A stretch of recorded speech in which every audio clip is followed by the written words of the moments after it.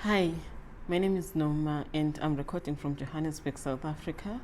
Thank you for joining me for another podcast. So this one came in quite fast compared to the other times when I've had a huge gap. So I don't have much to show today, but I just figured I have to keep up the momentum of recording often so that I don't fall off again. So I've got a couple of finished objects and a few works in progress. So I'm hoping to be done with this video in about 15 minutes or so. So let's get started. The first thing I want to share that I finished and I'm so excited about is the Orchid Adventure wrap. So I showed this last time. I think I was almost halfway done with it.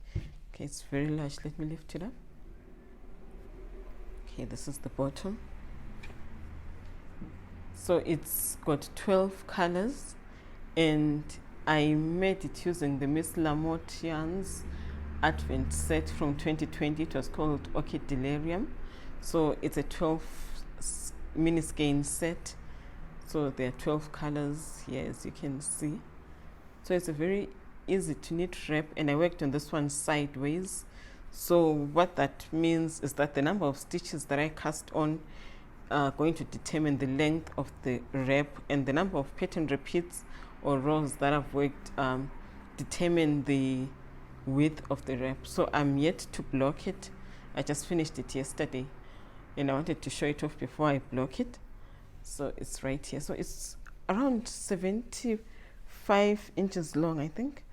So I'll see after blocking how long it's going to be. So it's very long and it's going to grow in width as well when I block the lace. So this is the Orchid Adventure wrap.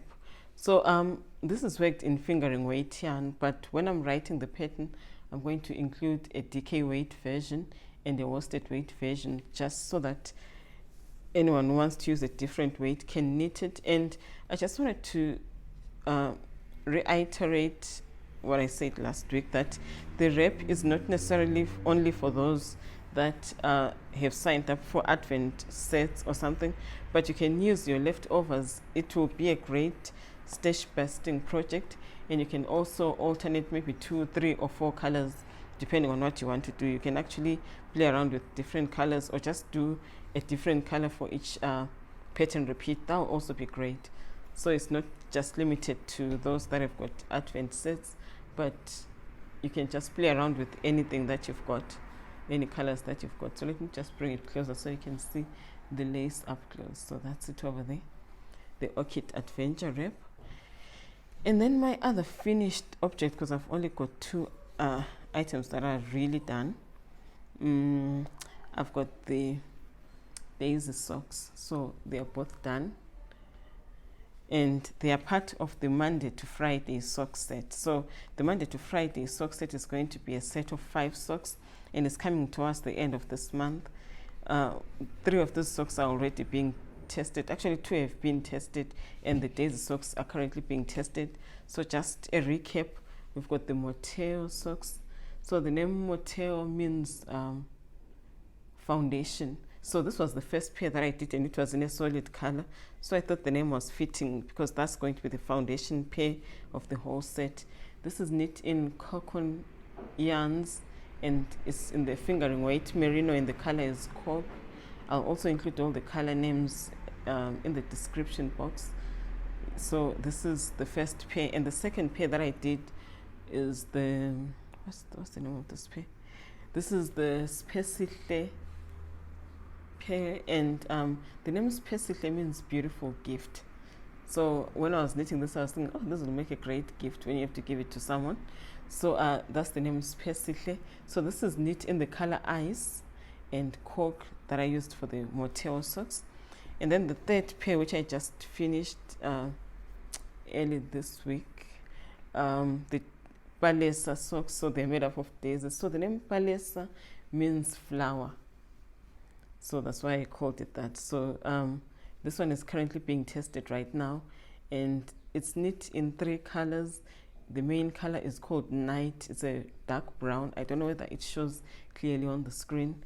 And then there's the color Ice, that I've used on the Sphesihle socks as well.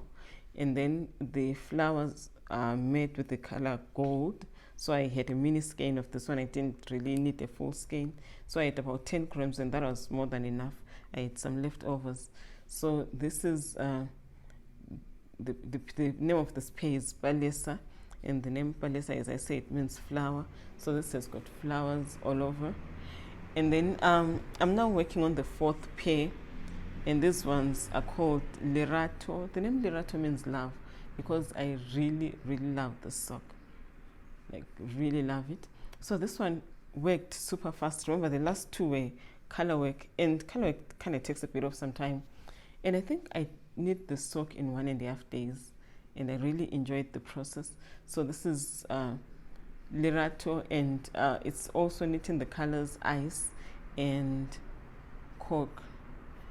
So this is just a simple slip stitch pattern, but it looks so cute on the sock. And on this one I used an afterthought heel, but I think when I'm writing the pattern I'll also include instructions for a short row heel, because the afterthought can be a bit fiddly to set up compared to the short row heel. So I didn't mind doing it myself, but just in case there's someone who would rather do a short row heel, I'll write that one as well in the pattern, so that there are 2 options on working this heel. So I'm currently working on the 2nd one. I just cast it on this morning before I started setting up to do the recording, so I haven't really done much. I think I've only done 2 rounds, so I'm going to work on this later today. And then the last pair that I'm going to knit is going to use these 3 main colors. So it's going to be a striped sock, so it's going to be the easiest, I think, in the entire collection. So it's going to use the Ice, Cork and Night. So it's going to use the 3 colors. So when I was designing this, I wanted to have all the colors featured in one or some other pair, but you can always use different colors and work around it whichever way you want. They don't necessarily have to match. So these are the 4 that are already kind of done. Okay, 3.5 to be precise. So these are the 3.5 socks that are done. They are so cute, aren't they? So I'll be working on the last one. I think on the next video the last one will also be done, because I want to be done with this project soon. So those are all the finished objects, and I've just shared my first work in progress, which is the Lerato socks. I'm working on the 2nd sock, so that's my work in progress that I'm really pushing to finish tomorrow most probably.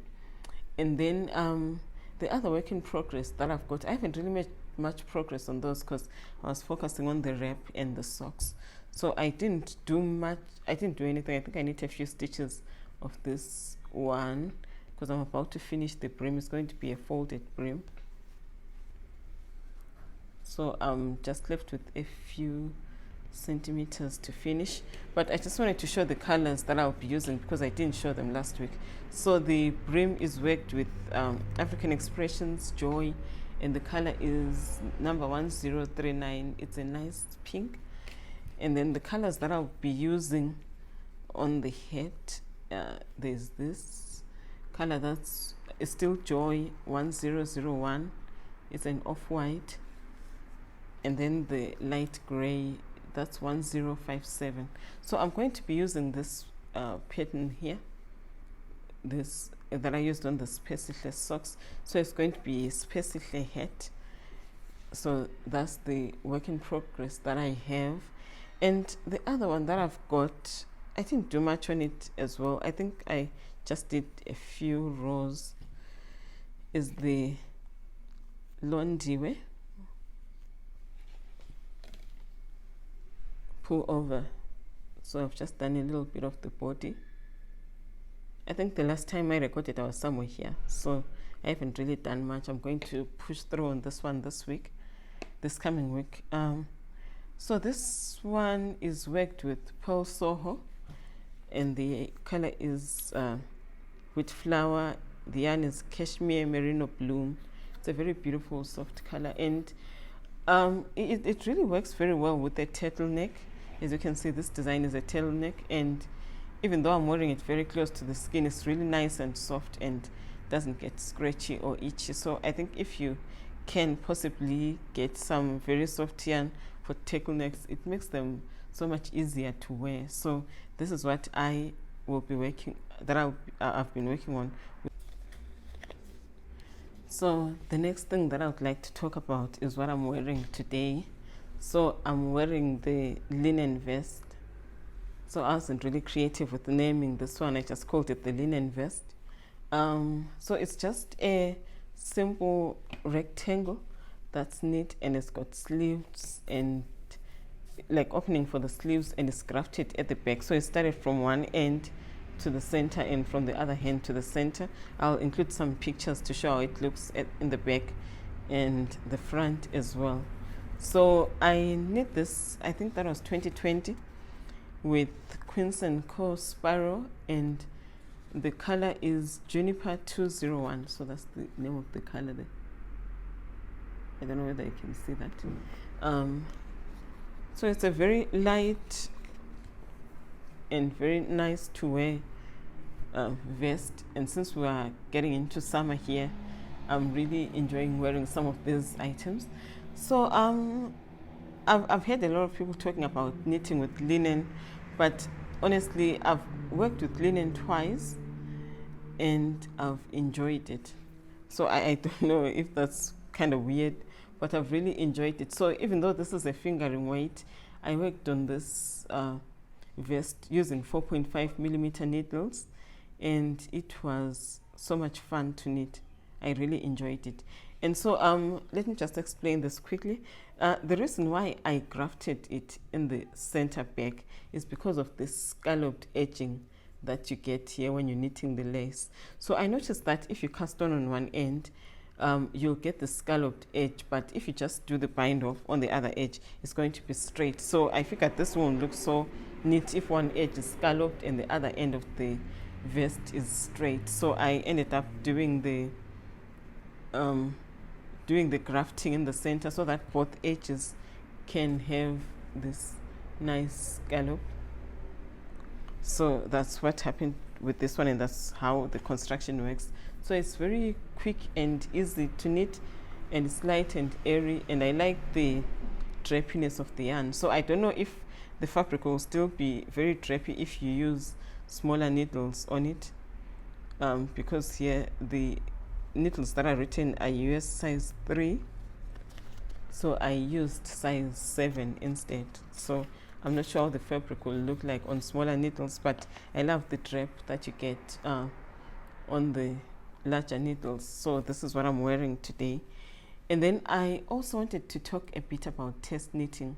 So I put out my test calls on Instagram. So I've had a number of questions with regards to test knitting. So that's why I figured I should address it here, just in case there's someone else who's got the same question.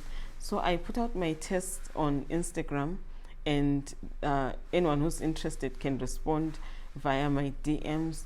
So in the past, I used to have a register on Ravelry, in my Ravelry group, that if you're interested in testing, you can register there and I'll contact you whenever there's a test.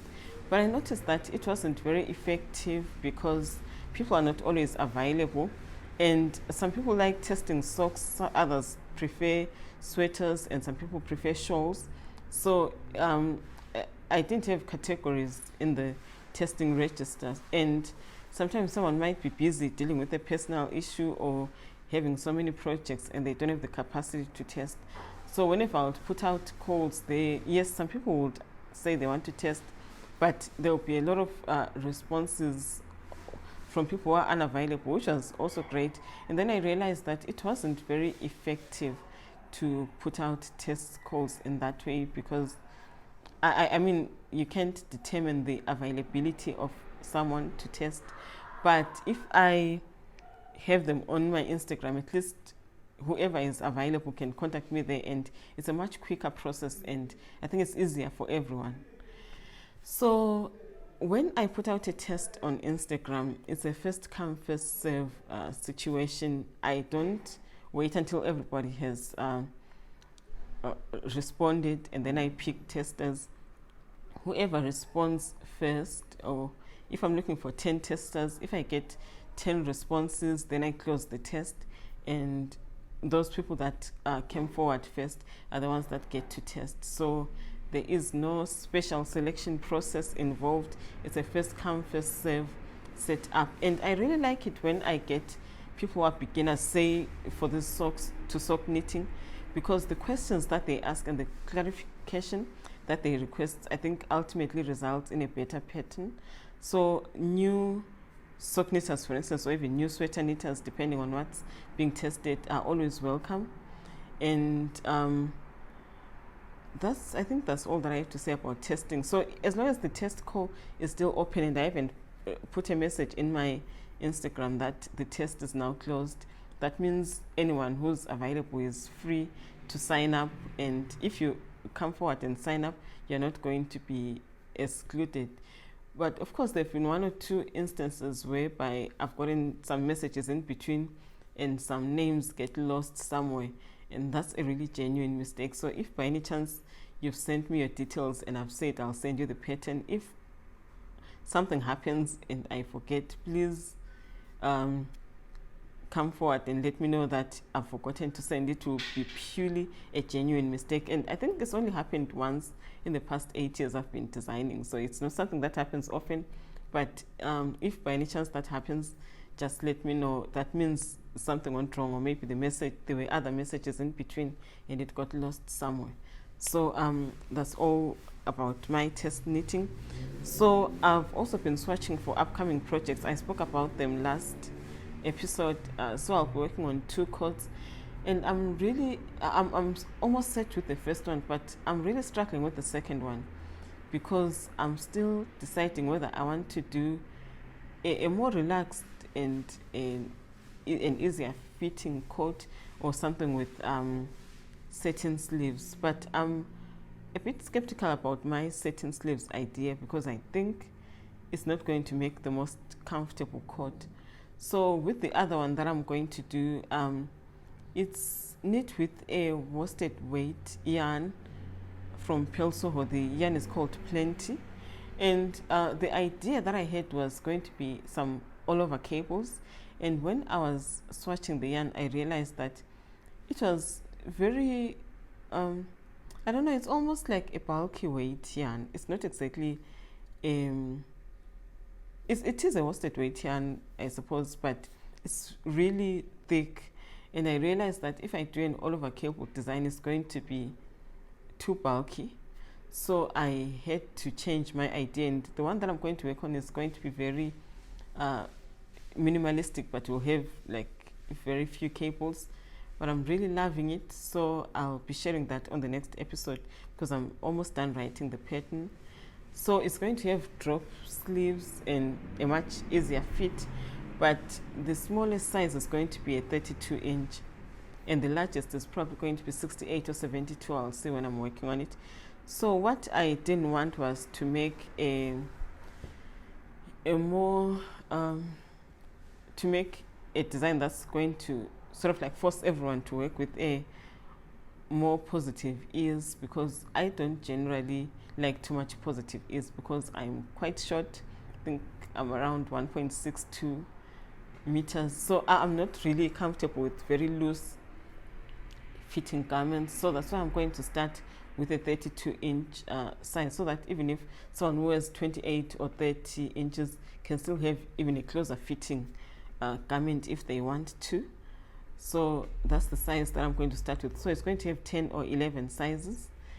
I'll include a picture of the yarn that I'm talking about because I don't have it here with me, or maybe to make things easier, let me just grab it because it's right here.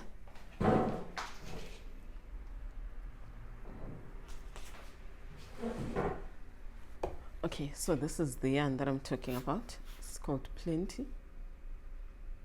So it's very thick, as you can see. It's like really, really thick.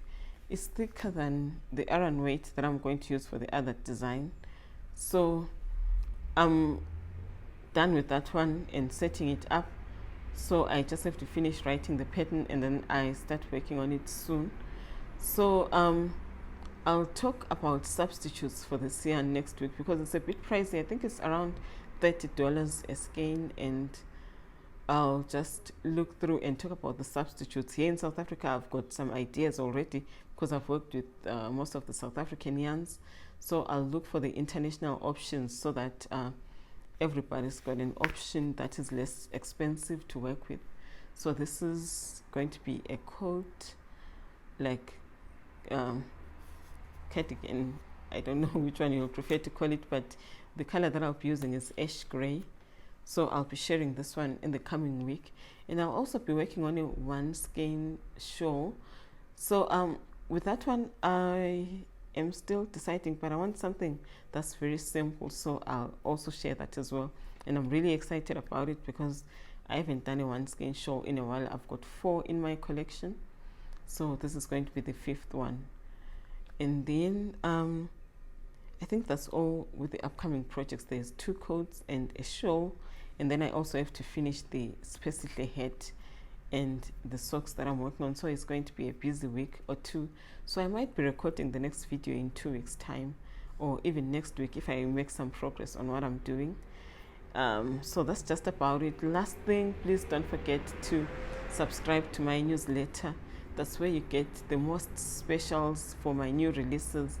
So I mainly use it for new releases and maybe on the rare occasion if there is a special announcement.